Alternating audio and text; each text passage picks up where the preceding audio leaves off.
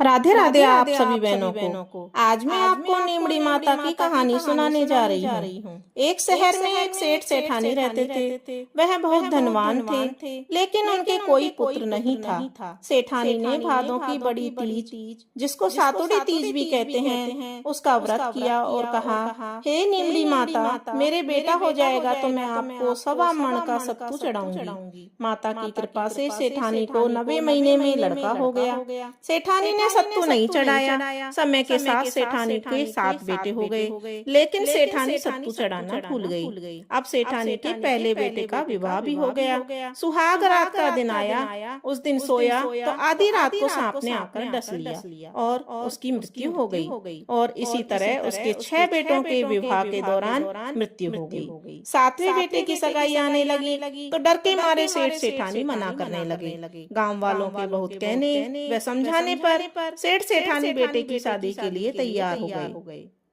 तब सेठानी ने कहा कि गांव वाले नहीं मानते हैं तो इसकी सगाई दूर देश में करके आओ। सेठ जी सगाई करने के लिए घर से चले और बहुत दूर एक गांव में आए। वहां 4-5 लड़कियां खेल रही थी, जो मिट्टी का घर बनाकर तोड़ रही थी। पर उनमें से एक लड़की ऐसी थी जिसने कहा कि मैं अपना घर नहीं तोड़ूंगी। सेठ जी को वह लड़की बहुत समझदार लगी। खेल कर जब वह लड़की वापस अपने घर जाने लगी तो सेठ जी भी उसके पीछे पीछे उसके घर चले गए। सेठ जी ने लड़की के माता पिता से बात करके अपनी लड़की की सगाई व विवाह की अपने लड़के की सगाई और विवाह की बात पक्की कर दी। घर आकर सेठ विवाह की तैयारी करके बेटे की बारात लेकर गया और बेटे की शादी संपन्न करवा दी। इस तरह 7वें बेटे की शादी भी हो गई। जब बारात विदा हुई तो लंबा सफर होने के कारण लड़की की माँ ने लड़की से कहा, मैं यह सत्तू और सीख डाल रही हूँ कि रास्ते में कहीं पर शाम को नीमड़ी माता की पूजा जरूर करना,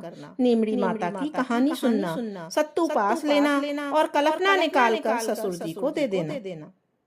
बारात धूमधाम से वापस निकली। रास्ते में बड़ी तीज का दिन आया। ससुर जी ने बहू को खाने का कहा तो बहू बोली, आज मेरे तीज का उपवास है। शाम को नीमड़ी माता का पूजन करके नीमड़ी माता की कहानी सुनकर ही मैं भोजन करूंगी। एक कुएं के पास नीमड़ी नजर आई तो सेठ जी ने गाड़ी रोक दी। बहू नीमड़ी माता की पूजा करने लगी तो नीमड़ी माता पीछे हट गई। यह देखकर बहू ने पूछा, हे माता, आप पीछे क्यों हट रही हो? क्या मुझसे कोई भूल हुई है? इस पर माता ने कहा, तेरी सास ने पहला पुत्र होने पर कहा था कि मैं सत्तू चढ़ाऊंगी और 7 बेटे होने के बाद भी और उनकी शादी हो जाने के बाद भी अभी तक सत्तू नहीं चढ़ाया है और अब वो भूल चुकी है। तो बहू बोली, हमारे परिवार की भूल को क्षमा कीजिए, आपके लिए सत्तू मैं चढ़ाऊंगी। कृपया मेरे सारे जेठ जी को वापस जिंदा कर दो और मुझे आपका पूजन करने दो। नीमड़ी माता नववधू की भक्ति और श्रद्धा को देखकर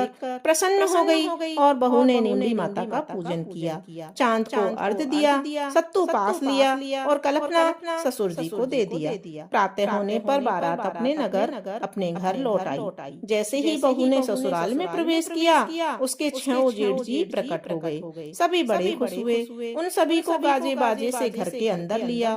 सास बहू के पैर पकड़कर धन्यवाद करने लगी तो बहू बोली, सासू जी, आप ये क्या करते हो? जो बोल आपने किया है उसे याद कीजिए। सासू बोली, मुझे तो कुछ याद नहीं है, तू ही बता दे।